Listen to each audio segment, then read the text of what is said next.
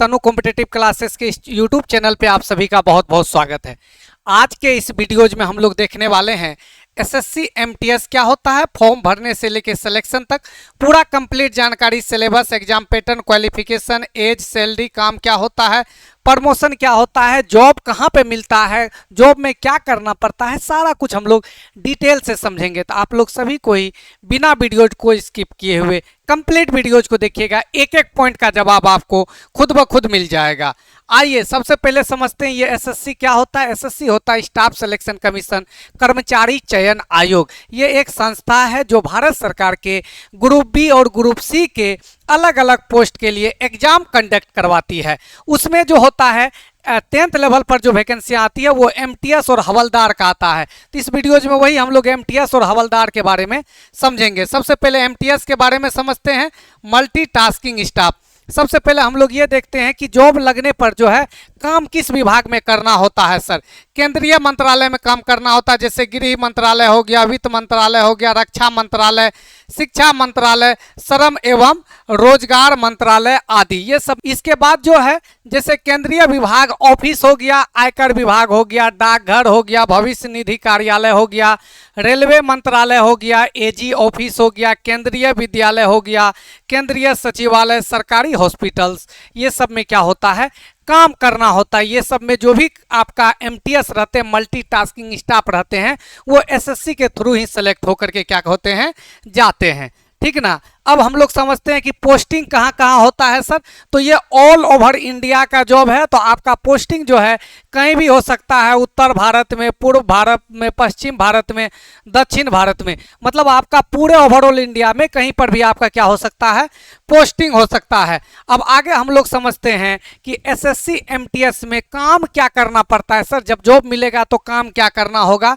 SSC MTS में काम क्या होता है, फाइल को एक टेबल से दूसरे टेबल तक ले जाना। फाइल है उसको एक टेबल से दूसरे टेबल तक अधिकारी के पास लेके जाइए। दस्तावेज के फोटो कॉपी कराना और उन्हें जमा करना, डाक को लाना और पहुंचाना, ऑफिस की सफाई बनाए रखना, कंप्यूटर कार्य करने वाले अधिकारियों का मदद करना, स्टेशनरी का रिकॉर्ड रखना, ये सारे काम होता है। समझिए ना कि फाइल वाला काम रहेगा। फाइल लेकर आप आगे आगे जाइएगा, पीछे से जो है बहुत सारे आएंगे, भैया मेरा काम कर दीजिए, बाबू मेरा काम कर दीजिए, आकर के बोलेंगे। सोचिए कितने बेहतरीन जॉब होती है। और क्वालिफिकेशन क्या है, 10th पास। इसके अलावा और देखिए, पेपर और अन्य सामग्री का सप्लाई करना, ऑफिस आने वाले लोगों की उचित जानकारी देना और उनका मार्गदर्शन करना। जैसे आता है पूछने के लिए कि कहाँ है ऑफिसर साहब, कहाँ है, तो आप बोल रहे हैं कि आज नहीं आए हैं, ये सब सारी जानकारी देना। फोटो कॉपी, फ्लैक्स मशीन चलाना, ऑफिस टेबल कुर्सियों की व्यवस्था करना, चाय पानी देना, छोटा मोटा क्लर्कीय कार्य करना, कंप्यूटर में एंट्री करना, यदि जरूरत हो तब ये काम करवाता है। ये सारा काम आपका होता है एमटीएस का। ये सारा काम किसका होता है, एमटीएस का। अब हम लोग समझते हैं हवलदार के बारे में। ये डिफेंस सेक्टर का आपका जॉब होता है, जिसमें आपका दो विभाग होता है, एक सीबीआईसी होता है, एक सीबीएन होता है, central board of indirect tax and custom, और एक होता है सेंट्रल ब्यूरो ऑफ नारकोटिक। तो अब इसमें दोनों के बारे में समझते हैं कि सीबीआईसी में हवलदार कहाँ काम करते हैं, इसमें कहाँ काम करता है। तो कस्टम कार्यालय में हवलदार काम करता है, बंदरगाह हो गया, एयरपोर्ट हो गया, ये सब जगह पे। इसके बाद जीएसटी कार्यालय में रहते हैं, सेंट्रल एक्साइज कार्यालय में रहते हैं। ठीक ना, ये सब में क्या करते हैं, काम होता है। और सीबीएन में हवलदार का काम कहाँ होता है, क्योंकि दो भाग होता है इसका।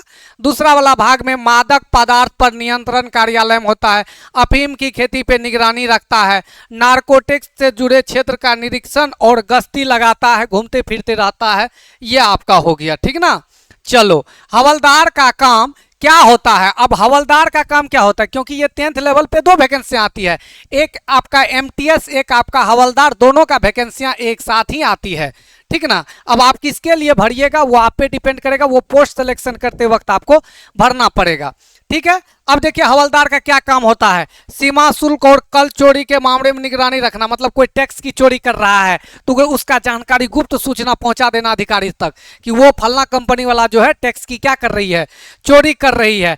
माल की जांच करना और संदेहास्पद वस्तुओं को जब्त करना, और जहां लग रहा है कि कुछ न कुछ गलत सामान लेके जा रहा है उसको जब्त कीजिए। छापामारी और तलाशी अभियान करना, दस्तावेज को एकत्रित करना, इसके अलावा विभागीय कार्यालय में सुरक्षा व्यवस्था बनाए रखना, गुप्त सूचनाओं को अधिकारियों तक पहुंचाना। ये किसका काम होता है? हवलदार का काम होता है। आगे और भी है इसमें, जब्त किए गए माल की रखवाली करना। आप कोई सामान जब्त कर लिया है तब उसको रखवाली कीजिए वहां पे।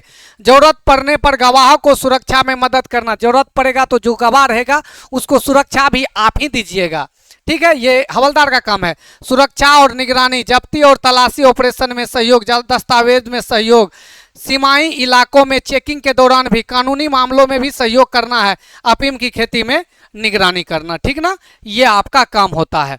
अब हम लोग समझते हैं कि सर ये चीज़ तो समझ गए कि चलिए ठीक है, एसएससी एमटीएस और हवलदार का एक साथ आता है, काम क्या होता है, कहाँ काम होता है, ये समझ गए सर। अब हमको बताइए सर, इसको फॉर्म भरने के लिए क्या मेरे पास डिग्रियां होनी चाहिए? डिग्री क्या होनी चाहिए? तो किसी भी मान्यता प्राप्त बोर्ड से आप 10th पास होनी चाहिए, पास। यहाँ फर्स्ट डिवीजन नहीं, सेकेंड डिवीजन नहीं, टॉपर नहीं, केवल और केवल पास होनी चाहिए। 10th पास है, फॉर्म भर सकते हैं, या इसके समकक्ष, इसके समकक्ष का मतलब हुआ या इसी के बराबर जो भी वैल्यू वाले डिग्री हैं। जैसे मान लीजिए कि कोई आपका उर्दू लाइन से कीजिएगा तो फोकनिया कर लीजिएगा तो वो आपका 10th के बराबर डिग्री हो जाता है। और भी बहुत सारे बोर्ड हैं जहां भी 10th के बराबर जिसका वैल्यू माना गया है वो आपका चलेगा यहाँ पे। अब इसका फॉर्म भरने के लिए क्या करना पड़ता है? तो दोनों का अलग अलग एज क्राइटेरिया है, समझिए। एसएससी एमटीएस का एज जो है, यदि 1 अगस्त 2025 के अकॉर्डिंग कीजिएगा तो 18 साल से कम नहीं होना चाहिए और 25 साल से अधिक नहीं होना चाहिए, मतलब 18 से 25 साल एज होना चाहिए। और हवलदार के लिए आपका है एज 18 से ज़्यादा होना चाहिए, 25 से कम होना चाहिए। बोलिएगा सर मेरा एज 22 साल है, भर सकते हैं? अरे बोलने का क्या जरूरत है, 18 से ज़्यादा 25 से कम, मतलब 18 और 25 के बीच में जिनका भी एज है सभी कोई फॉर्म क्या कर सकते हैं, भर सकते हैं। अब हम समझते हैं कि ये एग्जाम पैटर्न क्या होता है। देखिए वैकेंसियां 2 है, एक एमटीएस है, एक हवलदार है, लेकिन एग्जाम आपका एक ही होता है, 2 एग्जाम नहीं होता है, ठीक है। अब इसमें समझिए, कंप्यूटर आधारित टेस्ट होता है आपका, मतलब कंप्यूटर पे बैठ करके आपको एक ही टेस्ट देना होता है, 2 टेस्ट देने की आवश्यकता इसमें नहीं होती है। जिसमें सेक्शन 1 आपका होता है जहाँ पे गणित और रीजनिंग यानी मैथ्स और रीजनिंग का क्वेश्चन रहता है। मैथ्स और रीजनिंग का 20-20 क्वेश्चन करके रहता है। 20 क्वेश्चन आपका मैथ्स का रहेगा, 20 क्वेश्चन आपका किसका रहेगा, रीजनिंग का रहेगा। और एक क्वेश्चन के लिए 3 मार्क्स करके होता है, तो 60 मार्क्स का ये एग्जाम हुआ और 60 मार्क्स का यहाँ पर भी एक क्वेश्चन के लिए 3, तो 60 यहाँ हो गया। तो टोटल 120 नंबर का केवल ये पास करना होता है, इसका मार्क्स आपका फाइनल सिलेक्शन में नहीं जुड़ता है। मेन आपका ये होता है उसी समय, जैसे सेक्शन 1 आपका खत्म हुआ, 45 मिनट सेक्शन 1 के लिए समय मिलेगा, फिर 45 मिनट मिलेगा सेक्शन 2 के लिए। और सेक्शन 2 में आपका जीके जीएस, इसका आपका 25 क्वेश्चन पूछेगा, एक क्वेश्चन 3 मार्क्स का, 25 या 75 मार्क्स आपका हो गया। और इंग्लिश का भी आपका 25 क्वेश्चन रहेगा, एक क्वेश्चन 3 मार्क्स का, तो 75 मार्क्स का आपका यहाँ पे हो गया। और इसमें आपका नेगेटिव मार्किंग नहीं होता है सेक्शन 1 में, यहाँ नेगेटिव नहीं होता है, यहाँ पे नेगेटिव होता है, 1/3 नेगेटिव होता है। यानी एक क्वेश्चन सही कीजिएगा तो 3 नंबर मिलेगा, गलत कीजिएगा तो जो लाए हैं उससे आपका 1 नंबर कट जाएगा। तो मतलब ये 75-75 यही 150 नंबर के हिसाब से आपका रिजल्ट बनेगा, 150 के हिसाब से रिजल्ट बनेगा। 45 मिनट इसको करने के लिए समय मिलेगा, 45 मिनट में इनको करना है, एक ही दिन में एग्जाम होगा, एक ही साथ एग्जाम होगा। बस फर्क केवल इतना है कि पहले सेक्शन 1 का 45 मिनट में होगा, फिर सेक्शन 2 का आपका 45 मिनट में होगा। आगे आप बढ़िए, ये आपका जो है फिजिकल टेस्ट होता है, लेकिन ये सब के लिए नहीं होता है, सिर्फ और सिर्फ हवलदार के लिए। जब आप हवलदार के लिए पोस्ट भरे हैं और उनका कटअप यदि आप पार कर जाइएगा तब आपको फिजिकल देना पड़ेगा। फिजिकल क्या है, पुरुष उम्मीदवार के लिए 1600 मीटर यानी 1.6 किलोमीटर को बोलते हैं 1600 मीटर। 1600 मीटर आपको पैदल चलना पड़ेगा 15 मिनट में। ऐसे चले जाइएगा, पान गुटखा चबाते हुए आसानी से पहुंच जाइएगा, कोई दिक्कत नहीं है। और ऊंचाई कम से कम होना चाहिए, हाइट जो होना चाहिए वो 157 सेंटीमीटर होना चाहिए पुरुष के लिए। और महिला 1 किलोमीटर यानी 100 मीटर जाएगी 20 मिनट में, पैदल चल करके, ठीक ना। और ऊंचाई जो होना चाहिए 152 सेंटीमीटर होना चाहिए। जैसे पास कीजिएगा, डॉक्यूमेंट वेरिफिकेशन होगा, इसके बाद आपको क्या मिल जाएगा, जॉब मिल जाएगा। तो बोलिएगा सर जॉब मिलेगा तो सैलरी भी बता दीजिए। आप तो बोले थे सैलरी भी बताएंगे, आओ सैलरी बताते हैं। एमटीएस और हवलदार का सैलरी क्या होता है, कुल वेतन एक्स सिटी मान लिए हैं। एक सिटी मतलब वह जो हाई फाई सब सिटी है, जैसे दिल्ली हो गया, मुंबई हो गया, कलकत्ता हो गया, जब ये सब सिटी में आपको जॉब मिलेगा तब सैलरी कितना मिलेगा। बेसिक सैलरी 18,000 है। महंगाई भत्ता 50% दिया जाता है, तो इसका 50% 9,000 हो गया। मकान किराया भत्ता दिया जाता है 4860 रुपया। यात्रा भत्ता 1,000 रुपया दिया जाता है। तो आपका सैलरी जो जाकर के बनता है वो 32,860 रुपया प्रति महीना बनता है। लेकिन अभी रुकिए, अब इसमें आपका कटेगा भी सैलरी। पेंशन के लिए, एनपीएस के लिए कटता है आपका 1800 रुपया, ठीक ना। इसके अलावा अन्य कटौतियां आपका जो करता है पीएफ के लिए वो 200 से 300 रुपया। तो कुल आपका कटौती जो हो जाता है लगभग में 2000 कटौती हो जाता है। तो नेट सैलरी जो आपके हाथ में आता है वो आपका है 30,800 रुपया। समझिए, मैट्रिक पास पे एक एग्जाम दे करके आपको जॉब मिल रहा है और सैलरी कितना है, 30,800 रुपया। आप खुद समझ सकते हैं इनके बारे में। और इससे छोटा सब शहर रहेगा, जैसे एक्स वाई जेड सिटी सब रहेगा, तो इसमें वही 26,000 से 28,000 रुपया आपको पर मंथ सैलरी मिलेगा, ठीक ना। चलो आगे बढ़ते हैं। अब प्रमोशन के साथ सैलरी में बढ़ोतरी कैसे होता है, तो जैसे 3 से 5 साल काम कीजिएगा ना तो डिपार्टमेंटल एग्जाम दीजिएगा, उनके थ्रू आप एलडीसी बन सकते हैं, फिर उसके बाद यूडीसी बन सकते हैं, फिर सेक्शनल ऑफिसर बन सकते हैं, मतलब ऑफिसर तक आप बन सकते हैं।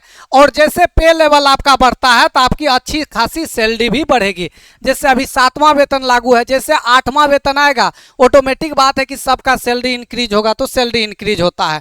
और क्या क्या लाभ मिलता है इस जॉब में, तो केंद्र सरकार की पेंशन योजना का मिलेगा, मुफ्त सब्सिडी वाली चिकित्सा सुविधा, यानी आपको जो है तबीयत खराब हो जाएगा तो वो आपका सही हो जाएगा। पक्की नौकरी है, सरकारी नौकरी है।